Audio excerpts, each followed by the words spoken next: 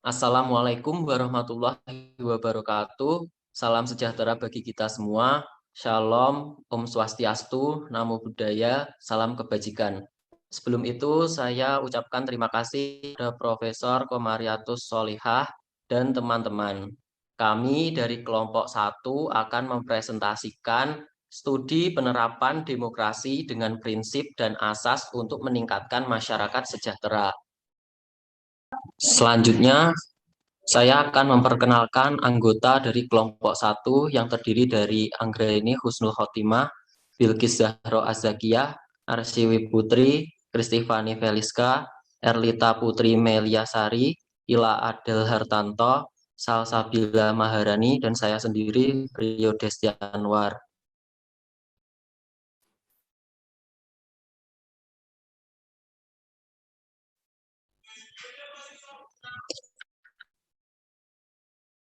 Ucapan terima kasih kepada Rektor Profesor Dr. Insinyur Nufil Hanani ARMS, Dekan Andi Wijaya, MD PSD, Wakil Dekan Bidang Akademik Yusri Abdillah SOS MSI PSD, Wakil Dekan Bidang Umum dan Keuangan Dr. Hamidah Nayati Utami SOS MSI, Wakil Dekan Bidang Kemahasiswaan Dr.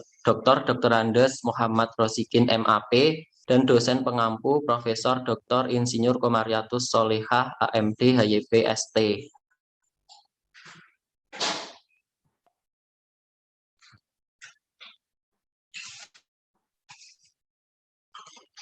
Dengan daftar isi sebagai berikut: hukum demokrasi, definisi demokrasi, prinsip utama demokrasi, asas-asas demokrasi, pelaksanaan demokrasi di Indonesia, faktor penghambat demokrasi di Indonesia, demokrasi di luar negeri, dan pelaksanaan demokrasi yang baik.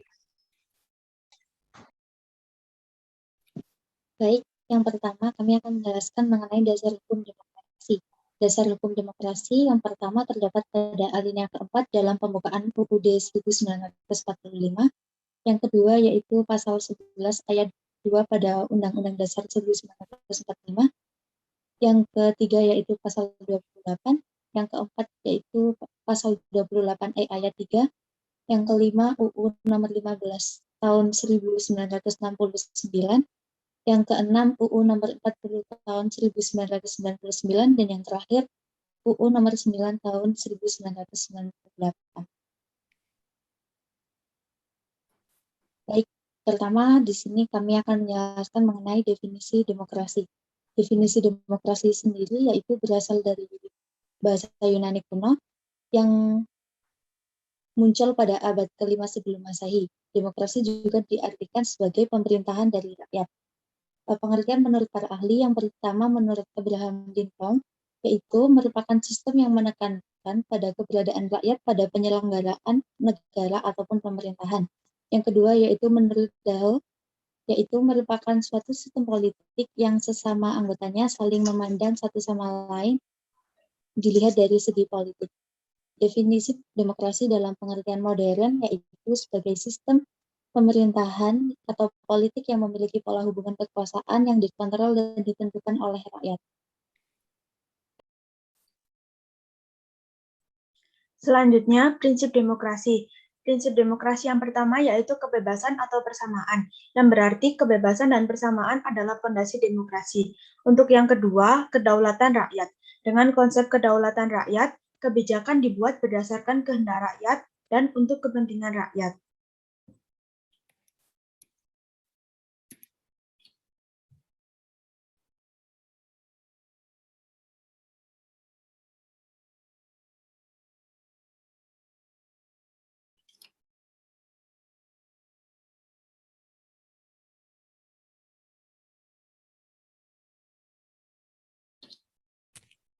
Selanjutnya ada asas demokrasi. Asas demokrasi sendiri ada 3. Yang pertama yaitu pemerintahan dari rakyat. Pemerintahan dari rakyat ini berarti pemerintah yang mendapat pengakuan dan dukungan dari rakyat. Yang kedua ada pemerintah oleh rakyat. Pemerintahan artinya pemerintah menjalankan kekuasaan atas nama rakyat bukan pribadi. Dan yang terakhir ada pemerintahan untuk rakyat. Artinya pemerintahan menjalankan kepentingan untuk rakyat.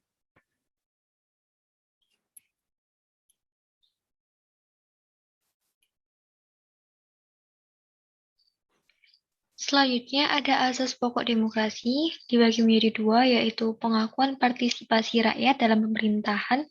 Contohnya adalah pemilihan wakil-wakil rakyat secara langsung, umum, bebas, jujur, dan adil. Dan yang kedua ada pengakuan hakikat dan martabat manusia.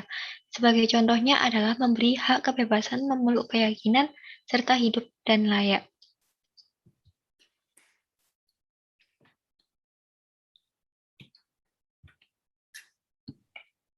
Kemudian pelaksanaan demokrasi di Indonesia dibagi menjadi tiga. Yang pertama ada demokrasi liberal. Hal ini terjadi pada tahun 1950 sampai 1959. Yang di sini berlaku adalah UUDS 1950. Sistem yang ditetapkan di Indonesia yaitu parlementer dan liberal. Yang kedua ada demokrasi terpimpin, terjadi pada tahun 1959 sampai 1966. Demokrasi ini memberlakukan seluruh keputusan serta pemikiran berpusat pada pemimpin negara. Yang ketiga ada demokrasi Pancasila yang terjadi pada tahun 1966 sampai sekarang. Merupakan demokrasi yang berpatok pada nilai-nilai Pancasila. Faktor penghambat prinsip dan asas demokrasi di Indonesia yaitu faktor yang menjadi penghambat apabila tidak diimbangi dengan literasi politik dan pengetahuan yang baik. Maka kebebasan pendapat disalahgunakan, sehingga berpicu kepada konflik-konflik sosial politik di kalangan masyarakat.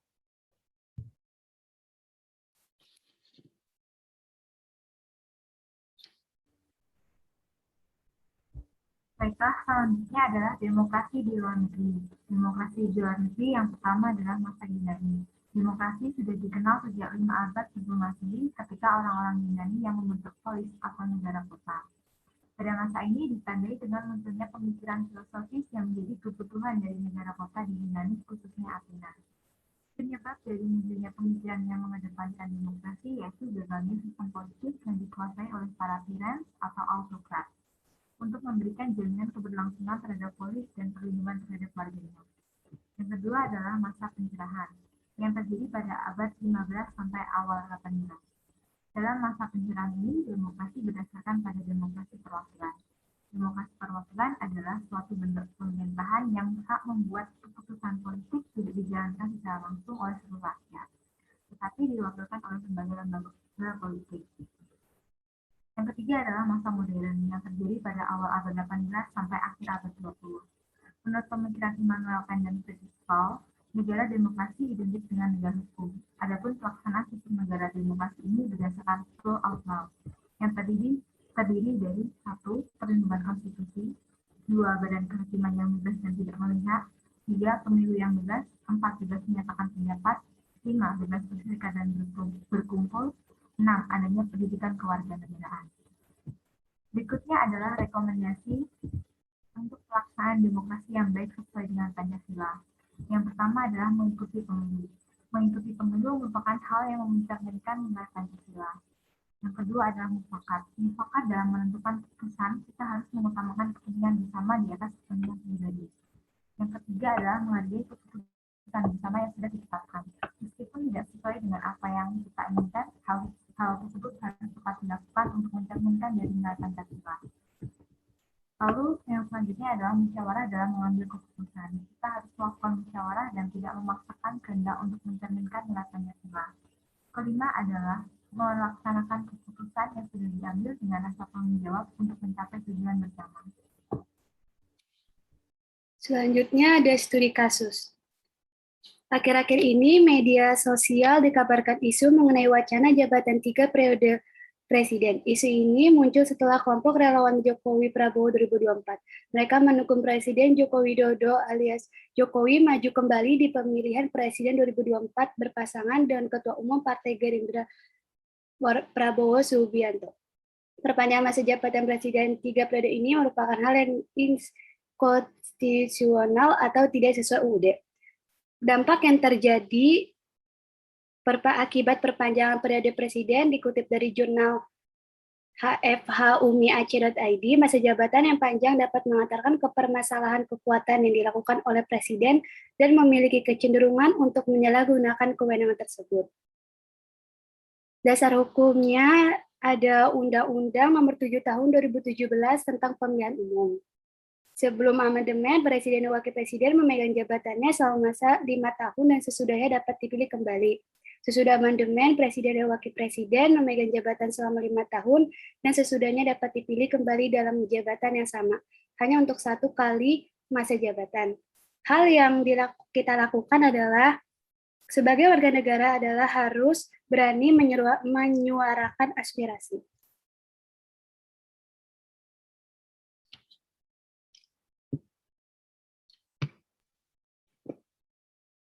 Kesimpulan, demokrasi adalah pemerintahan rakyat dan memiliki prinsip utama yaitu kebebasan dan kedaulatan rakyat. Kebebasan berarti bebas mengemukakan pendapat di muka umum tanpa batasan dari penguasa.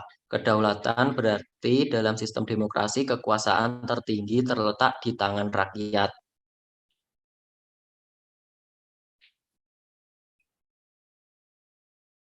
Referensi buku ajar pendidikan kewarganegaraan Muhammad Anas dan pendidikan kewarganegaraan Damri dan Fauzi Eka Putra.